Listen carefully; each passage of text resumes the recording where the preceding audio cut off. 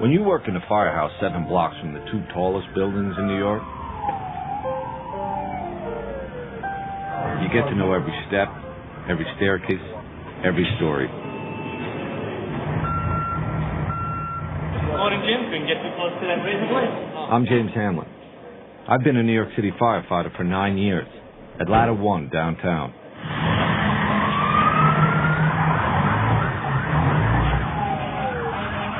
Last summer, the summer before 9/11, there were days we'd go to the Trade Center 5 times in a single shift. We're going to also send you some help. My point is, we knew those towers as well as anybody. But nobody expected September 11th.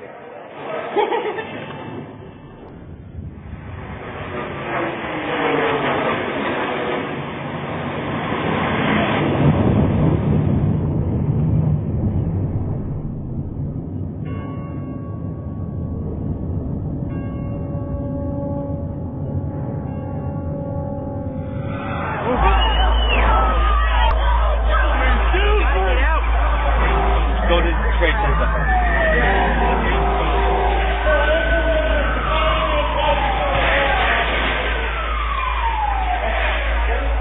On that day, guys from my firehouse, my best friends, were some of the first firefighters in the Tower 1 after the plane hit.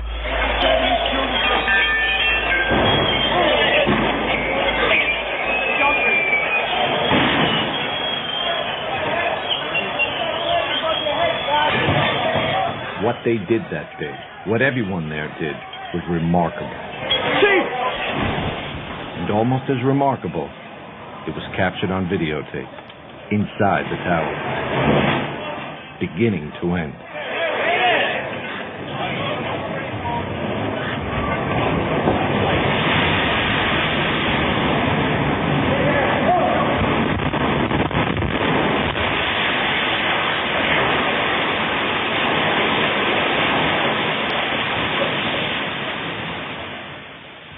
The tape was shot by 2 brothers,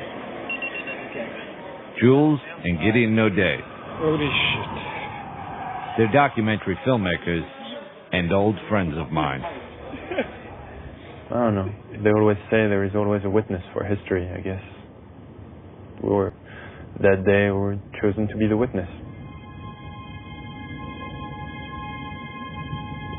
The strange thing is, the tape, the whole story, it kind of happened by accident. I mean, Jules and Gideon didn't mean to make a documentary about 9/11. We wanted to make a documentary about a firefighter. That's how the whole thing got started. 9, 10, 1, 2, 3. More to the point, the plan was to follow a rookie. On the job, we call them probies. The idea was to show how a kid almost become a man in 9 months, which is their probationary period, where they have to prove themselves. We teamed up, and by June of 2001, the 3 of us were out at the fire academy shooting the training. Open up. Off the ceiling. After a few weeks of learning the basics, a probie may think he knows what it takes to be a real fireman. He's in for a rude awakening. Can I have the lights, please? This is a probie. Became engulfed in fire. Let a firefighter know hood. Be prepared. Wear your gear. Go into a building. You never know what's going to happen. The fire is starting to really roll over my head now.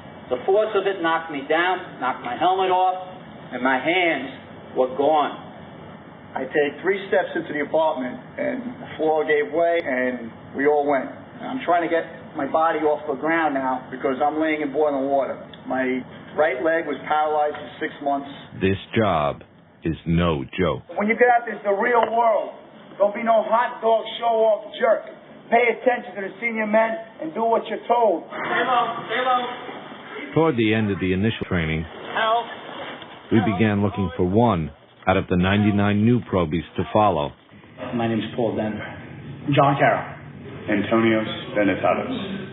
Tony for short. I was a police officer. For a while I was a pizza man, actually, an Irish pizza man in the Bronx. This is my first job. It sounds kind of cheesy, but I always kind of wanted to be a hero, and this is really the only thing you could do that you can do that. Immediately we're like, okay, this is the kid. Let's go. We got Tony assigned to my firehouse, one of the biggest in the city. It's Ladder 1, plus a whole other company, Engine 7. I'm so glad I took this job. Can't beat it.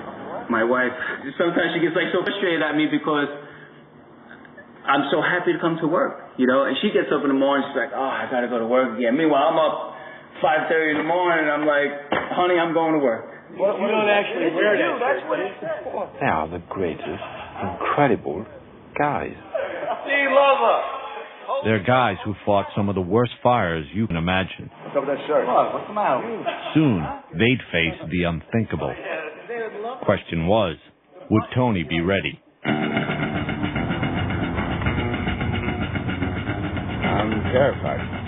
This is what I want to do, but it's scary. I just hope I can do everything that I'm supposed to do, you know? Because I want to help these guys and I want to be a good fireman, but you know, I'm still worried about how I'm going to actually react when there's fire flying over my head. Here goes.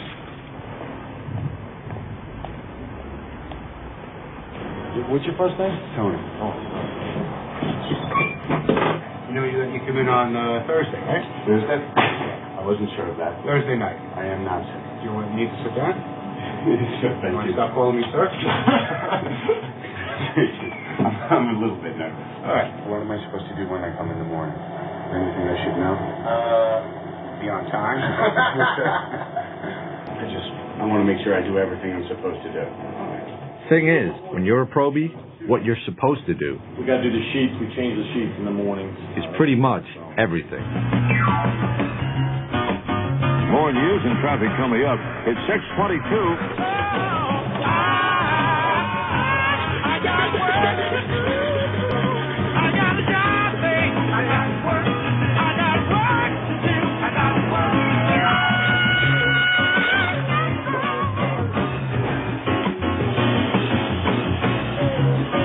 Do all the wheels, then we start up top and we wash the rig down.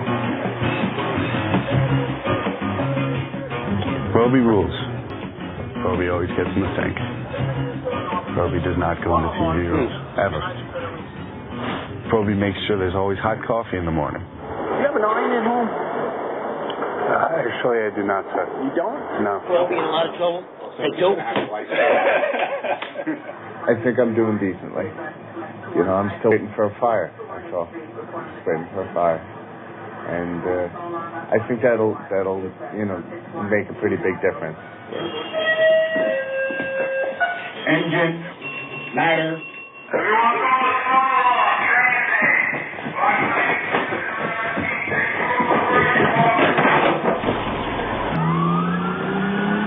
Should we grab that big long thing from the back, too?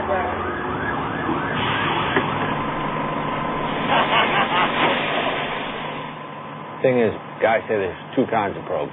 Fire's out. Getting closer. Black clouds and white clouds. When a black cloud comes to the firehouse, that probie, he brings all the fires in the city with him. White cloud, just the opposite. No fires. Don't get me wrong, there were fires. Just not when Tony was on duty. The kid was one very white cloud. So what do you say? Does it feel like fire today? Or? Yeah?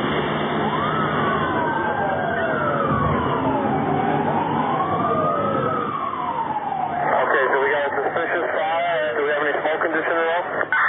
Negative. False alarm. What are you doing over there? Did you catch a job or not? Nah, no. I think it was just an elevator smoking. Tony was ready though, right? I was ready. Tony was nervous, of course. Terribly nervous. And as the days would pass, Tony, waiting for his first fire, wanted to prove to the other guys, and even more to himself, that he was going to be a real great fireman. Tony, the guys were not going to make it easy on him. No one was singling Tony out. We do it to every probie. We're going to break your chops till you laugh about it. Right. Because that's how we do it. All We'll tease you to death until you start laughing. Right. No problem. You gotta love this stuff. No, I Control that, and you will. But before you can love it, you've got to learn it. Now, say you got up there now, got your helmet on, your bunker gear, and you got to get your mask on. How you going to do that without letting go? I don't know. When we hit, what's the best way to hit?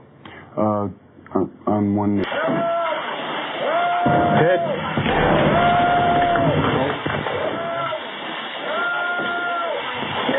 Hurry up. Make a quick sweep. Come on. You got to go under the bed. You go under the bed. The next time you do this for real, you're going to be more cautious. Right. You're fine. Right. All I want you to do is learn to relax. All right. You got to remain calm. Okay. You got to control that surge. Okay. Okay? Not bad. No. Not bad. That handwriting's getting better already. Thank you. All right. Hey day today, baby. Okay. Thank you. For 2 weeks, I got $672.25. Oh, you gotta be kidding me. You couldn't even buy a six-pack with that. Holy crap. It's starting pay, you know. If I wanted to get rich, I would have become a lawyer. But I wanted something that I'd be able to live with for the rest of my life. This I can live with. A lot of the guys feel that way. You need to get up in the morning and look yourself in the mirror and say you're doing something with your life. Somebody's in there. Hit the door. You do your job, you risk your life to help people. And with time, you become part of a unique, extended family.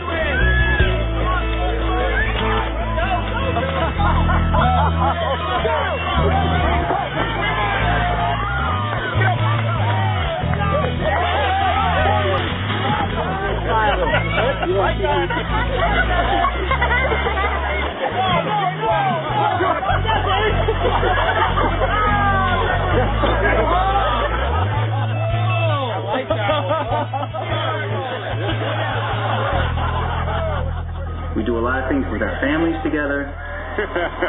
You know, you got a bunch of guys here that just, they want to be here.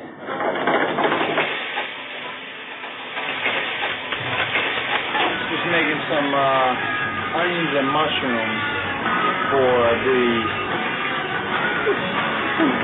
steak. How you doing, Jim? Huh? You doing pretty good? Yeah? Look at the song. Ah, this is a good song here.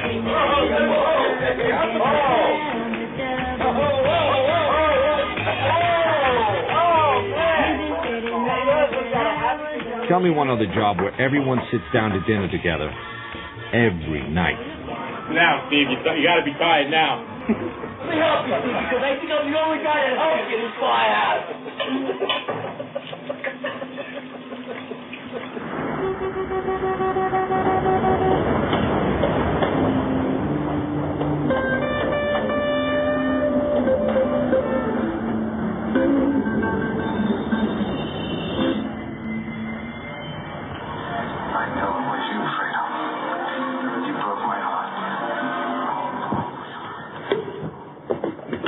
It's been 4 weeks, I think, 5 weeks, something like that. And I'm still no fire. It'll come. Probably when I'm asleep and not ready for it. That's when it'll come. 2:30 in the morning, bro. You can sleep. You can. All right. Trust me. When the alarm goes off, they'll come and get you. Engine, ladder.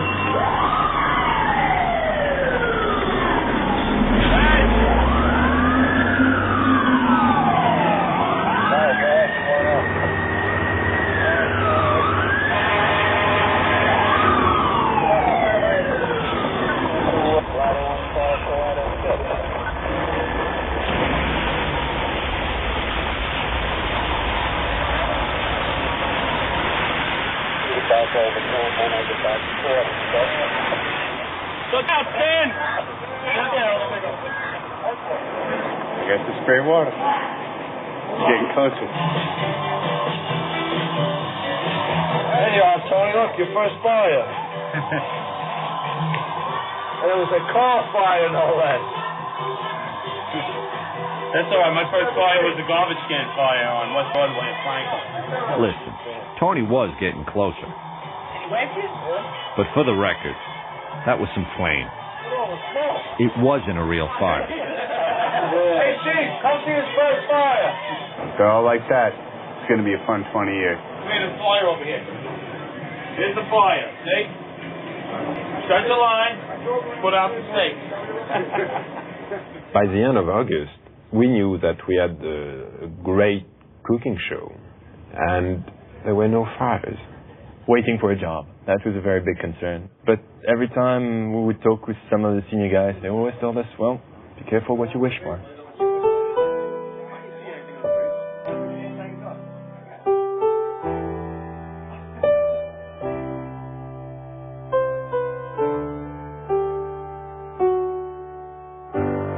Yesterday, a 27-year-old firefighter, Staten Island he was stationed, went to a job and he passed away. This guy left behind a 2-year-old son and a baby on the way. You know, this dude was just expecting to go home and see his girlfriend after the tour that day, you know. And, well, we'll go to the funeral on Saturday, and what can you say?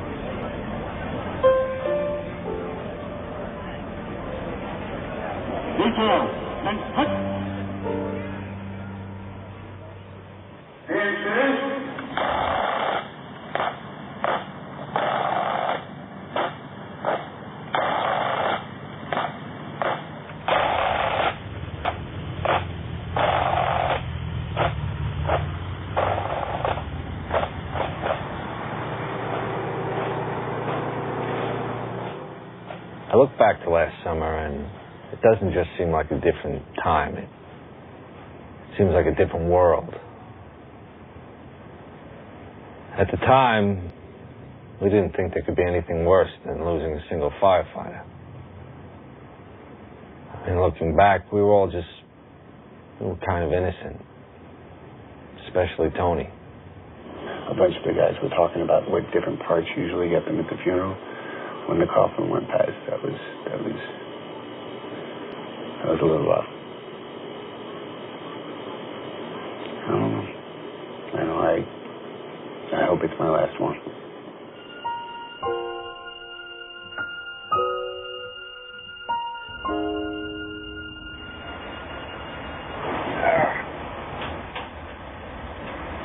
Look straight up right now.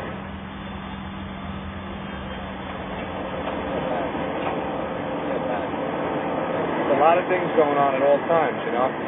Just hit the fan, the roof starts to collapse, you got to get off. You know, you got to really improvise. Right. You know what I mean? Right. Basically, you have to be on the top of your game. Right. You're not the OB. You're on the top of your game. This is not a joke, this job. Right. There's a lot of things to think about, you know. And tunnel vision, focus, really, because that's what's going to keep you alive, and that's what's going to give you the opportunity to help anybody else. Right.